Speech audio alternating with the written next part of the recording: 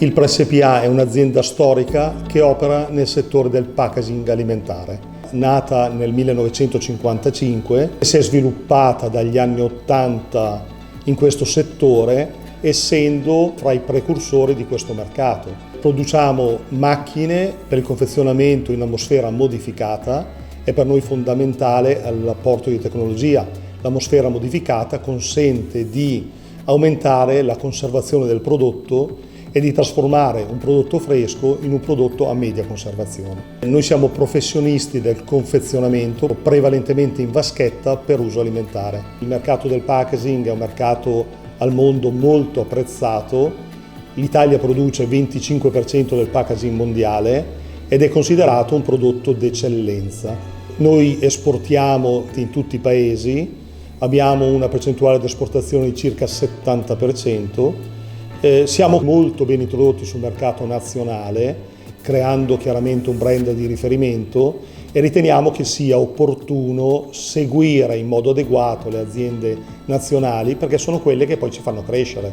Diventa molto più facile per noi affrontare le problematiche con aziende nazionali e poi tentare di esportare le esperienze che ci siamo fatti. Il nostro è un mercato di nicchia, ma un mercato altamente tecnologico, un mercato che sviluppa tecnologia. Il momento attuale per noi, da quando si è scoppiato il caso Covid, non ha voluto dire fermarsi. Noi facciamo parte della filiera del settore alimentare, quindi siamo stati autorizzati a rimanere aperti e quindi abbiamo sempre prodotto, chiaramente in condizioni non ottimali.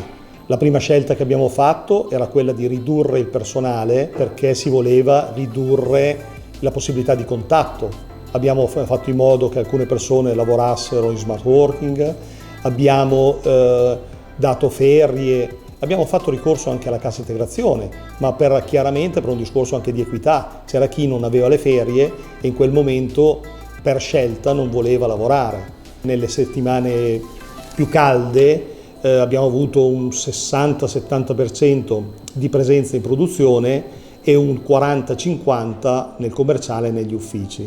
Oggi la produzione è al completo, gli uffici quasi. Abbiamo provveduto all'interno dell'azienda a fare tutte quelle operazioni, schermi plexiglass, disinfettante, distanze, cambiamento degli orari, in modo da limitare il più possibile il contagio. È chiaro che bisogna essere però molto attenti e continuare con tutte queste procedure di sicurezza che apparentemente sembrano banali, ma sicuramente sono indispensabili.